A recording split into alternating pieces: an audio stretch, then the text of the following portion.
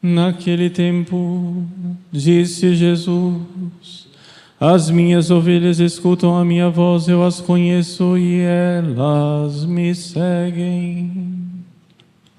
Eu dou-lhes a vida eterna e elas jamais se perderão, e ninguém vai arrancá-las de minha mão. Meu Pai que me deu estas ovelhas é maior que todos e ninguém pode arrebatá-las da mão do meu Pai. Eu e o Pai somos um. Palavra da salvação. Glória a vós, Senhor. Aleluia, aleluia, aleluia, aleluia.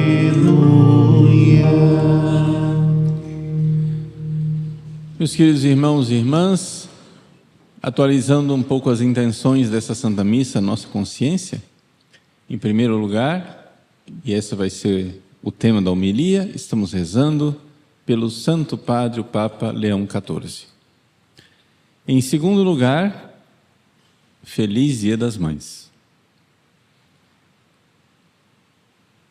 Vamos colocar as intenções mais conscientes. Quem de vocês, seja aqui na igreja, seja acompanhando no YouTube, tem a mãe que já é falecida? Levanta a mão. Muito bem. Essa missa é na intenção da alma de sua mãe e de outras mães que você queira acrescentar já falecidas. Uma avó, uma bisavó, uma tia que foi mãe, mas que você quer trazer aqui, uma irmã. Vamos colocar as mães falecidas no altar de Deus. Hoje o Papa Leão XIV,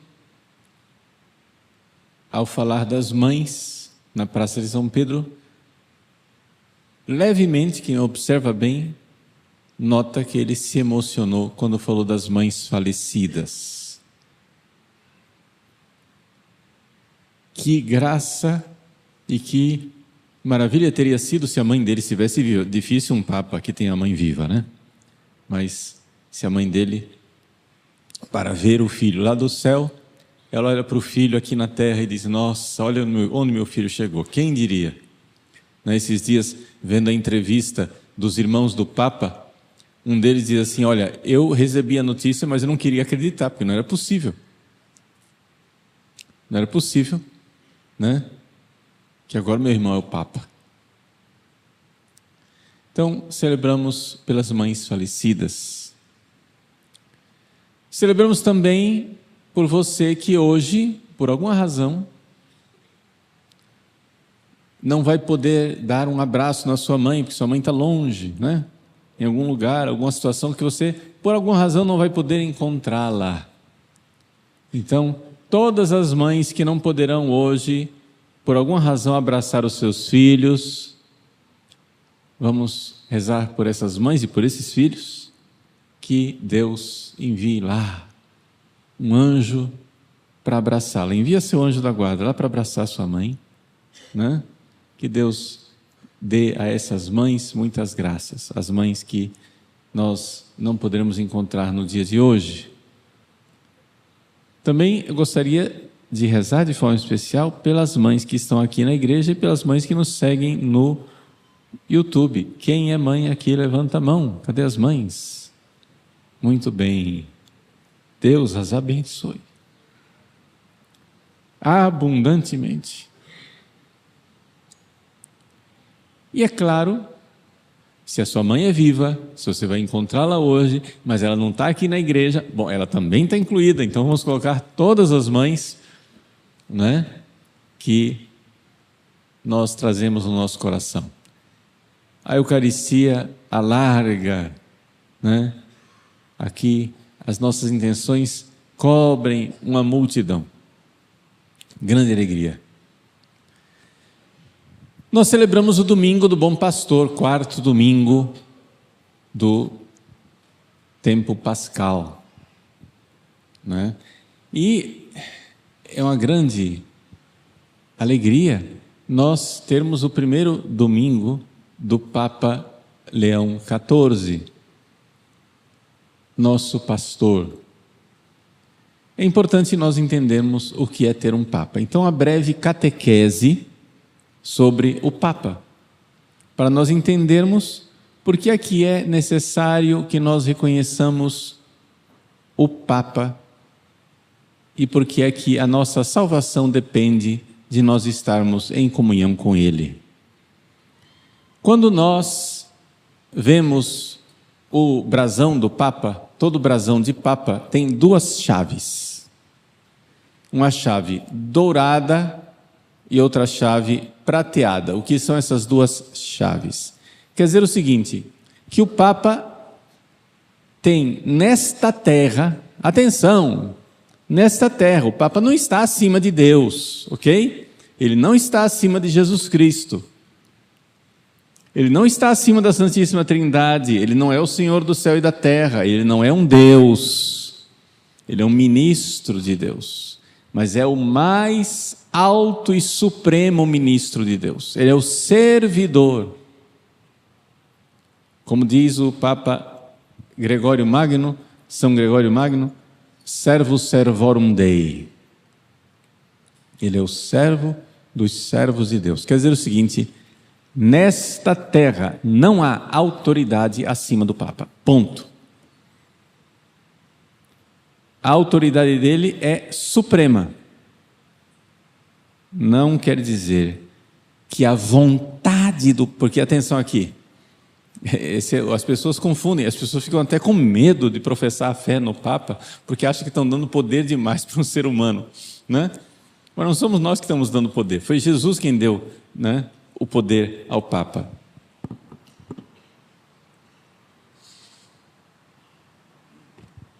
Então, antes de falar da autoridade do Papa, nós precisamos entender o seguinte, vamos lá, vamos entender essa história de igreja.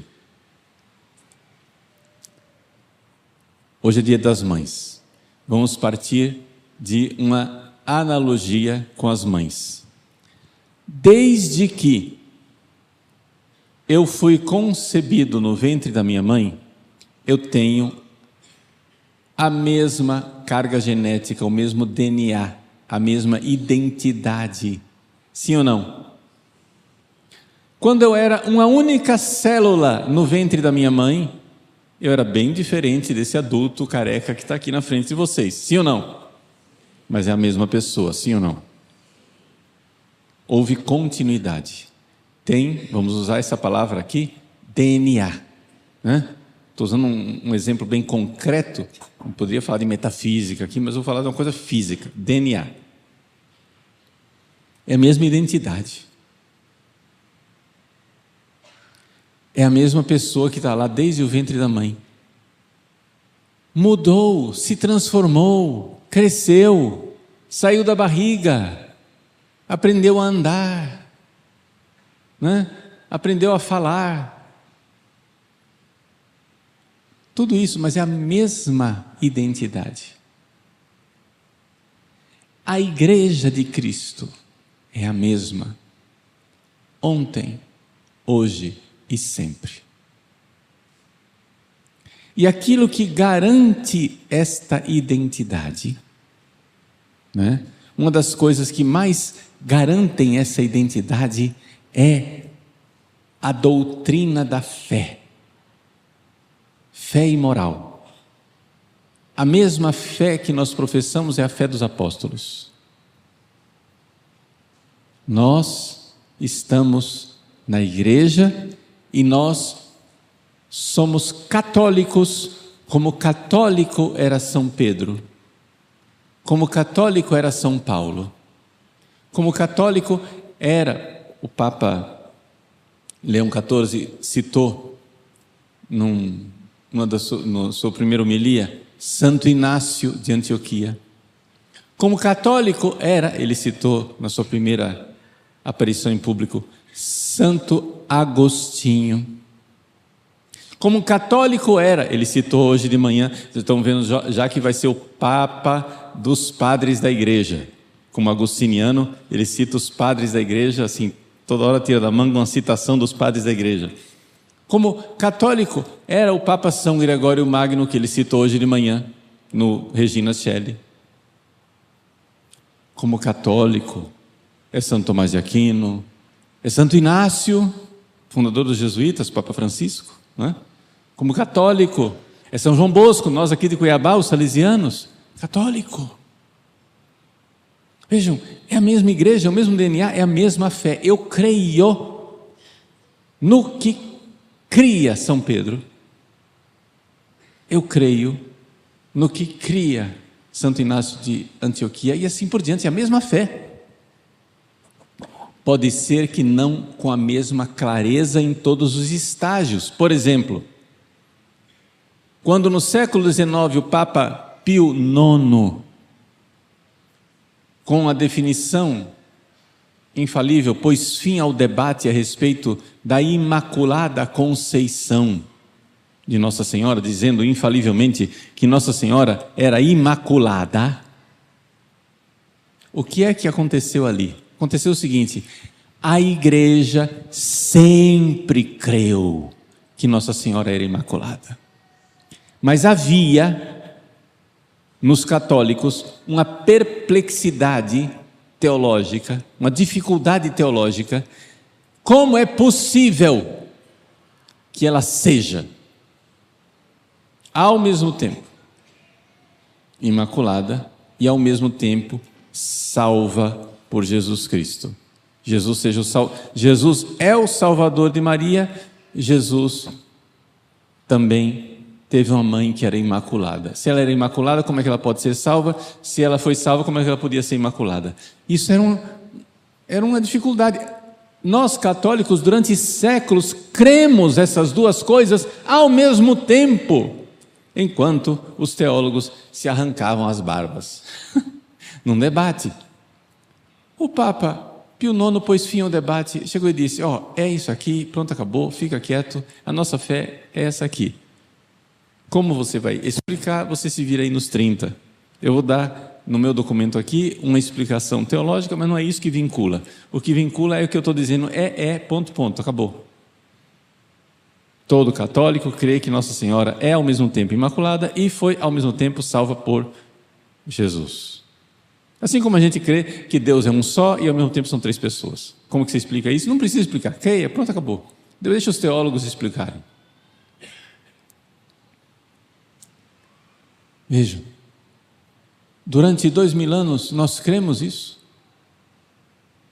mas houve um tempo lá na Idade Média, nos debates entre os franciscanos e os dominicanos, houve um momento de hesitação em que a fé da igreja estava no mesmo lugar, mas os teólogos dificilmente explicavam. O Papa usou a chave e disse: está aqui, vincula. O que ligares na terra será ligado no céu. Então vejam, a primeira coisa que você tem que entender antes de entender o Papa, é que a igreja não é uma metamorfose ambulante. Por quê? Porque foi eleito um Papa americano, a mídia americana, em debates viscerais, se arrancando os cabelos, mas parece que ele é pró-vida, parece que ele é contra o aborto. Hello? Todos os papas serão contra o aborto. Não vai mudar, gente. O Papa Leão XIV é contra o aborto, como era contra, o Papa Francisco era contra o aborto, o Papa Bento XVI, e o Papa João Paulo II, e o João Paulo I, e o Paulo VI, e o João XXIII, todos, os 267.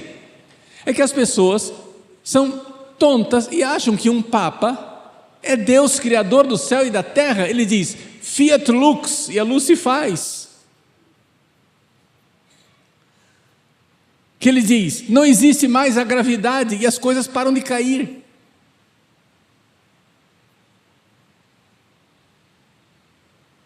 Que ele diz: homem não é homem, mulher não é mulher, e para de ser. Gente, isso não seria um papa, isso seria um Deus.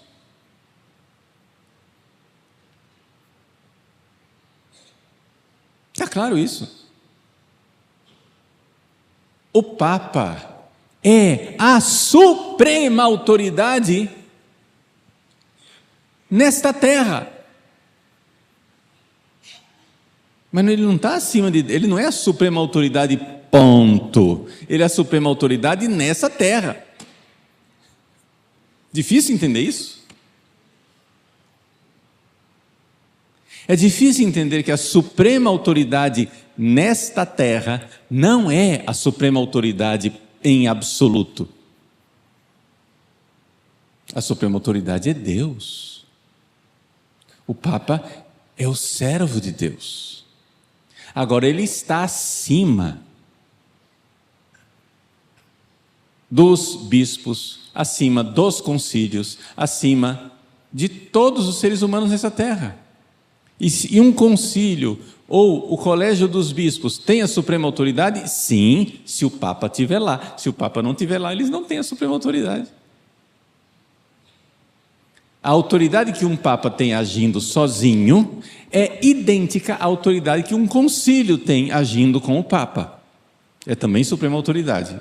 O colégio episcopal tem a suprema autoridade, mas o Papa está necessariamente dentro do colégio episcopal, senão aquilo não é o colégio episcopal, aquilo é um grupo de bispos cismáticos. Está entendendo?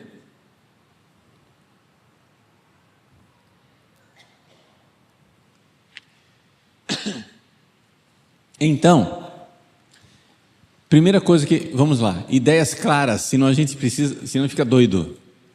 O Papa não é um fundador da igreja. O Papa não é o criador do céu e da terra. Ok? Ele é a suprema autoridade, mas ele não muda as leis da natureza, ele não muda a revelação divina, ele não muda os dogmas que já foram fixados. Ele não tem esse poder.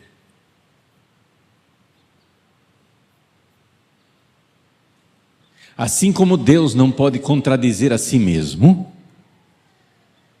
nos diz São Paulo, um Papa não pode, num magistério autêntico, contradizer o magistério autêntico que veio antes.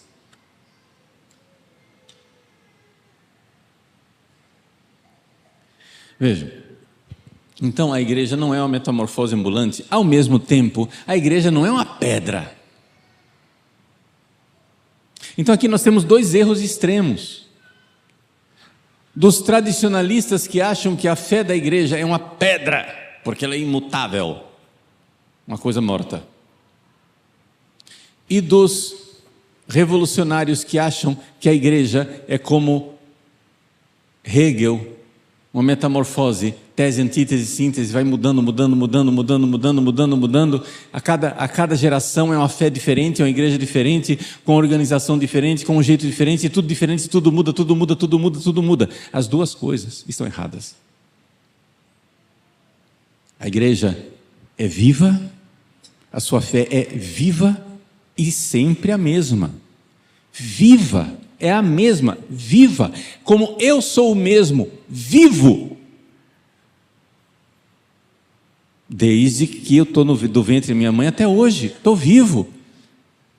Eu posso passar, por enquanto não passei, graças a Deus, mas eu posso passar por perigos de morte. Uma pessoa pode passar por um perigo mortal, sim ou não? Se ela sobrevive, ela continua a mesma pessoa, como identidade, embora tenha saído enriquecida daquela crise, talvez, uma pessoa saiu melhor, saiu mais mais santa, ou às vezes saiu pior, saiu sem virtude, etc, etc. A igreja também tem crises na sua história, mas ela é sempre a mesma. Ela sobrevive, ela não perecerá, non prevalebunt. A igreja pode estar muito bem de saúde, obrigado, ou moribunda na UTI, ela não morrerá. A igreja é eterna. A igreja não passará.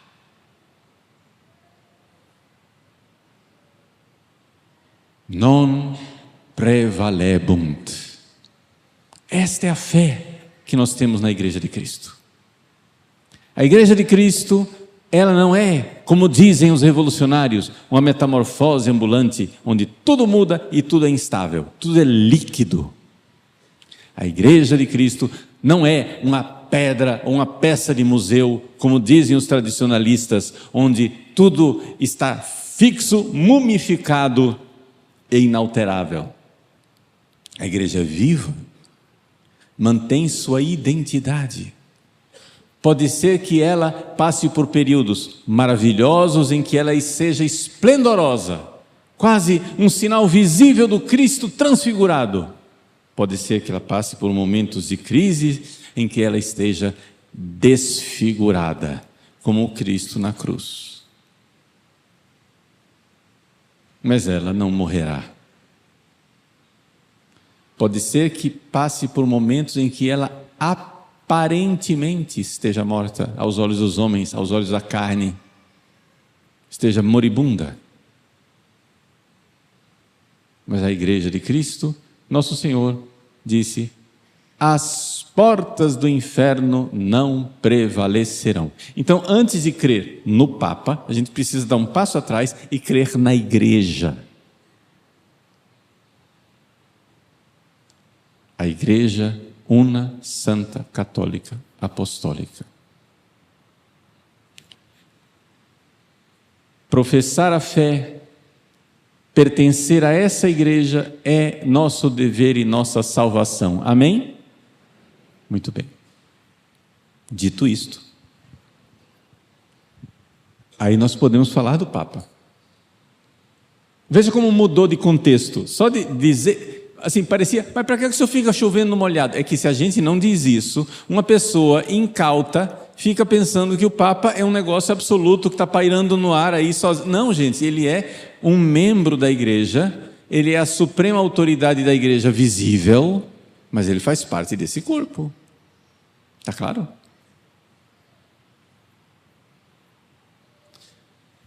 Então o que acontece é o seguinte: Jesus disse a Pedro: tu és Pedro, sobre essa pedra edificarei a igreja, eu te darei as chaves do reino dos céus. Quem são essas duas chaves?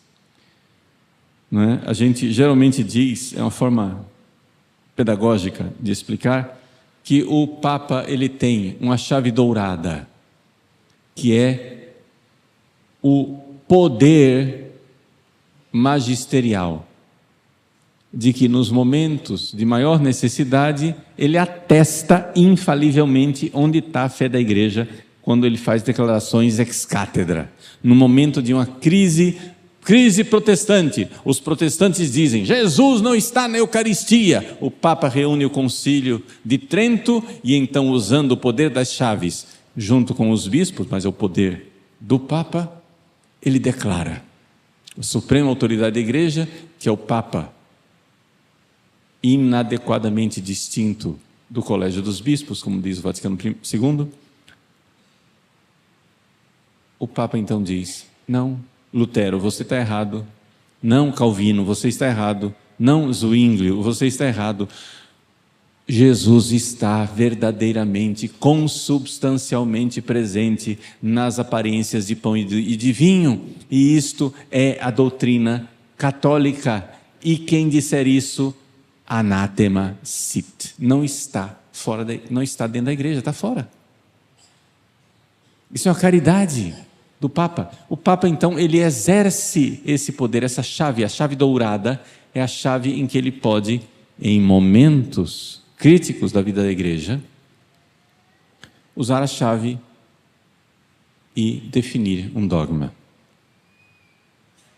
Qual é a outra chave? A chave prateada é a chave da jurisdição universal. O poder de governo quer dizer o seguinte: o Papa, lá de Roma, pode decretar uma coisa sobre o padre Paulo Ricardo sem pedir licença a Dom Mário.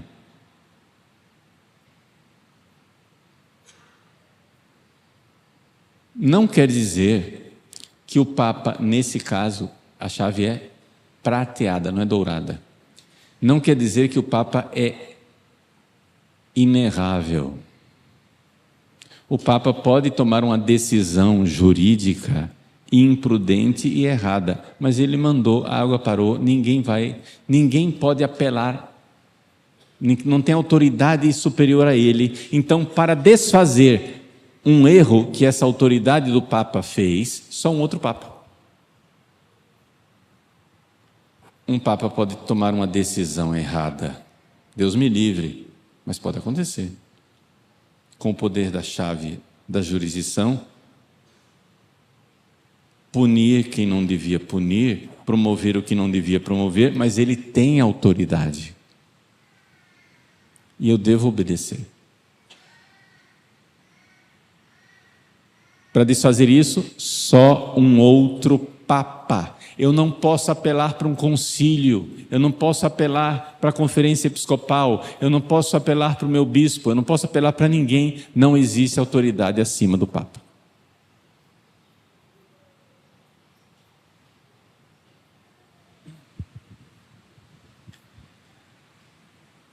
Isso, por que Jesus deu isso a São Pedro? Porque Jesus sabia que a igreja ia crescer e se espalhar pelo mundo inteiro. Então, se você chega e diz, a igreja católica espalhada pelo mundo, você fica com um negócio assim meio sem endereço. Então, se eu sou obrigado a pertencer à igreja católica para a salvação da minha alma, eu preciso saber onde está o endereço visível da igreja de Cristo. Eu não posso dizer que a igreja de Cristo é constituída somente nesse mundo por aqueles que têm fé católica. Esse é o erro dos protestantes e dos tradicionalistas. Se eu tenho a fé íntegra, eu sou da igreja de Cristo. Esse Papa modernista aí, não vou obedecer ele não, porque eu sei qual é o caminho correto. Você está fazendo como fazem os protestantes.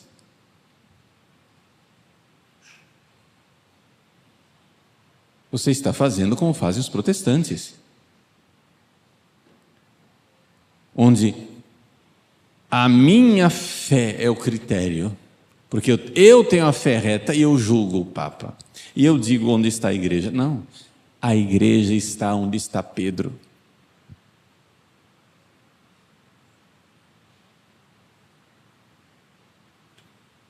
Às vezes essa igreja está gloriosa e tranquila. Às vezes ela está em crise e em estado de guerra, mas é a igreja de Cristo. Se a barca de Pedro está singrando um mar sereno e sem ondas, tranquilamente, beleza, é a barca de Pedro. Se a barca de Pedro está no meio de uma tempestade, perigando de sossobrar, e Jesus parece estar dormindo, ela continua sendo a barca de Pedro. Mesmo que os fiéis dentro da igreja fiquem dizendo, Senhor, não te importa que pereçamos? E Jesus pareça não se importar, mas é só aparência, porque Ele é o Senhor da igreja.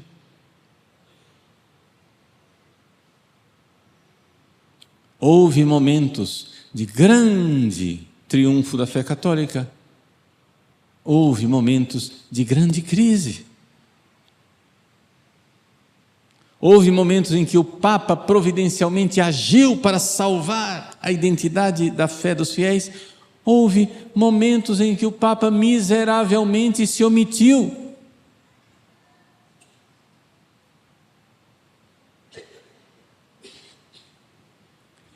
Mas nós cremos que este homem, seja ele, sei lá, um papa como os papas do Concílio de Trento, ou Pio IX, que no Concílio Vaticano II debelou heresias. Ah, que beleza! Ou seja, ele é um papa desencontrado, como o Papa Honório. Papa Honório tinha uma heresia que estava massacrando a igreja, chamada monotelismo. Ele querendo fazer corpo mole, não querendo brigar com o patriarca de Constantinopla, né? O patriarca Sérgio resolveu se expressar de forma ambígua para agradar todo mundo, um negócio assim, não é, talvez, quem sabe. Ele não era herege. Mas depois vieram outros papas. Quem julga um papa é outro papa. Não é o Padre Paulo. Não é você. Quem julga um papa é outro papa. Depois veio o papa seguinte e chegou e disse: olha, Honório foi um fracasso. Porque ele deveria ter debelado a heresia, ele favoreceu as heresias.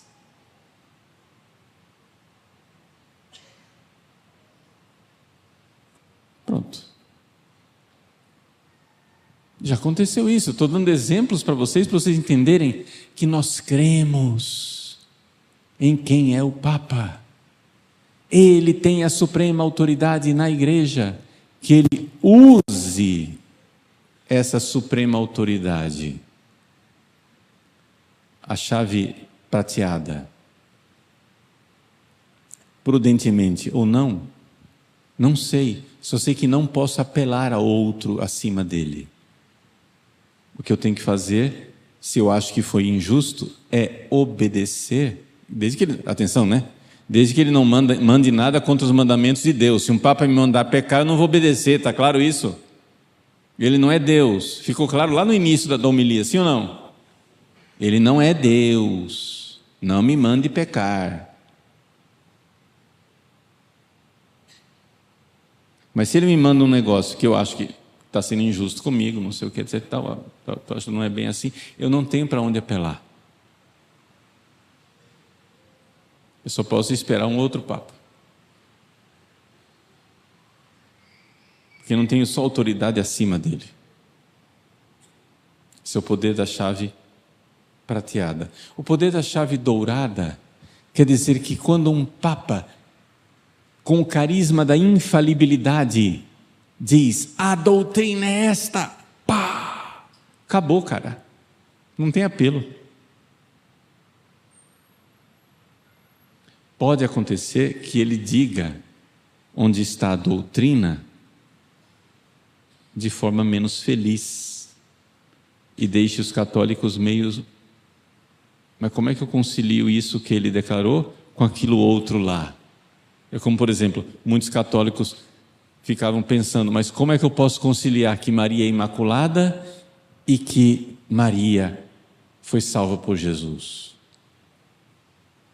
E aí a pessoa fica em suspensão de julgamento com relação a essas coisas, mas mesmo assim, como o fiel católico diz: olha, eu não entendo direito, mas eu creio no que a igreja crê, pronto e acabou, está assinado e não vou ficar... Não, veja, não existe, para nós católicos, não existe vacilo. A nossa fé é a fé da igreja, ponto. Mesmo que você não entenda muito qual é a fé da igreja, você vai esclarecendo a sua ideia, a sua cabeça vai ficando mais clara qual é a fé da igreja com o tempo. Você crendo que crê a igreja. Se a igreja crê, estou crendo. Pode ser que com o tempo você vai esclarecendo qual é a fé da igreja. Então, qual é a igreja de Cristo? É onde está o sucessor de Pedro. O apóstolo Pedro morreu em Roma. Ele está enterrado em Roma, no pé de uma colina chamada Vaticano. No pé de um morro, lá de Roma, chamado Vaticano, tem um túmulo. Para aquele túmulo se dirige o olhar da cristandade. Lá morreu Pedro. e o bispo que for bispo daquele lugar é o sucessor de Pedro. Porque Cristo dá a ele as chaves. O que é que nós assistimos nesses dias? Nós assistimos a um grupo de cardeais eleger oficialmente, legalmente, canonicamente, o bispo de Roma. Atenção! Os cardeais não dão ao Papa o poder das chaves. Eles não têm. O povo não dá ao Papa o poder das chaves. Nós não temos esse poder. Os bispos não dão ao Papa o poder das chaves. Os bispos não têm esse poder. Este poder é de Cristo, e ele é dado ao homem que é legalmente escolhido como bispo de Roma. O que os senhores cardeais fizeram foi designar legalmente quem é o bispo de Roma. Uma vez que o cardeal Roberto Francisco Prevost, Robert Francis Prevost, interpelado dentro da Capela Sistina, respondeu à pergunta: tu aceitas a eleição legitimamente feita, né, que te designa como o Papa? Você aceita isso? Você aceita essa eleição? Naquele momento, atenção, não quando os cardeais votaram. O voto de cardeal não é capaz de produzir um Papa. O que produz o Papa é um poder divino. Os cardeais escolheram legalmente o Papa. Quando foi perguntado na Capela Sistina a Roberto Francisco: tu aceitas? E ele disse: aceito. Naquele momento, Cristo Deus, Senhor do céu e da terra, disse: tu és Pedro.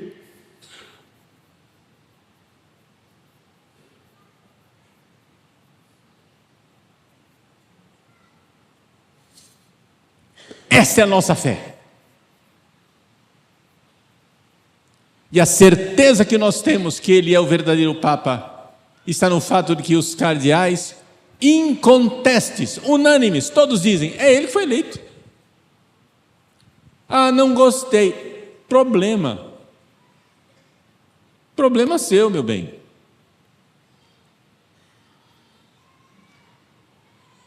Ah, mas eles podiam ter eleito alguém melhor. Veja, a igreja não exige de nós que nós achemos que aquela foi a melhor escolha. Você não precisa ter fé nisso. Você poderia dizer: não, podia ter eleito um outro. Eu acho que fizeram uma excelente escolha, mas você não é obrigado a concordar.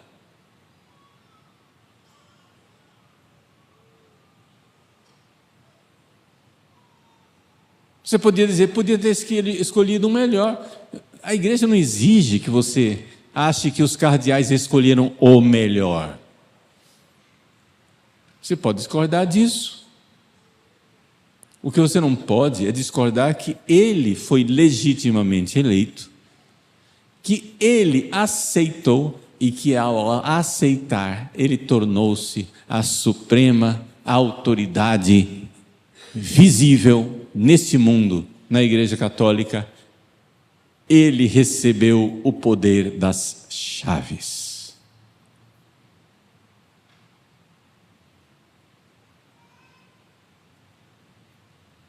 A chave dourada tem a garantia de que em certas ocasiões, quando ele usa aquela chave dourada para definições infalíveis, tem infalibilidade. em outras ocasiões que ele usar a chave dourada, nós temos que claramente aceitar tudo que ele nos ensina. Se nós ficarmos em perplexidade, sem saber conciliar o que ele está dizendo com o que os outros disseram antes, nós podemos ficar suspensos em dúvida aqui, sem saber. Espera lá, esclarece para nós aqui, como é que isso que você está dizendo se concilia com aquilo que o outro Papa disse. Não, não estou julgando, eu só estou perplexo porque ainda não sei como que, eu estou em estado de dúvida, como que isso encaixa. O Papa é que tem que cumprir o ministério de esforçar e esclarecer como é que isso que ele está ensinando agora casa com aquilo que estava ensinado antes. E nós temos que fazer um esforço de tentar conciliar. Também nós. De tentar explicar as coisas conciliando. Não desagregando.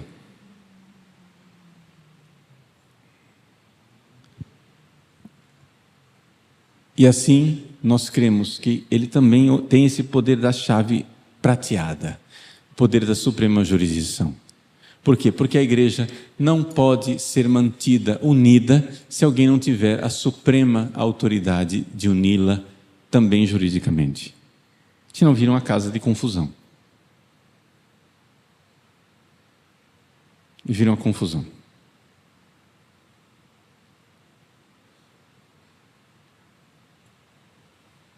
Então, espero ter jogado um pouco de luz sobre essa realidade do Papa. Teria muito mais coisa para dizer. Teria muito mais coisa para dizer.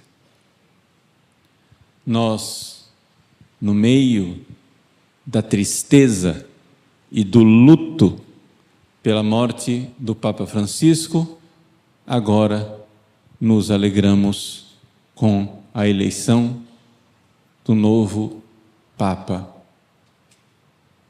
o Papa Leão XIV. Que Deus o conserve, que Deus o anime, que Deus o proteja das mãos dos inimigos da fé católica. Porque Jesus, é nosso dever rezar por ele, porque Jesus garantiu àquele que é Pedro, e a todos nós, portanto, que as portas do inferno não prevalecerão sobre a Igreja de Cristo, cuja fé é esclarecida, confirmada e atestada pelo sucessor de Pedro. Amém. Creio em Deus Pai.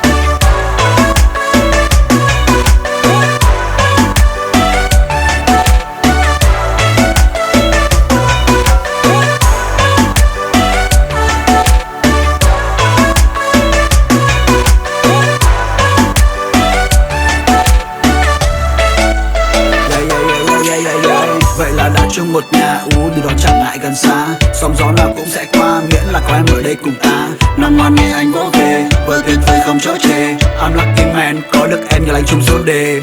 I was a playboy, nhưng đó là anh trước đây thôi. Không còn muốn đi đêm, muốn ở nhà cùng em em ngắm mây trôi, tay đang chắp tay nhìn mắt em lánh đủ say rồi. Đón chắc trở lại rồi làm gì tiếp theo em sẽ biết ngay thôi.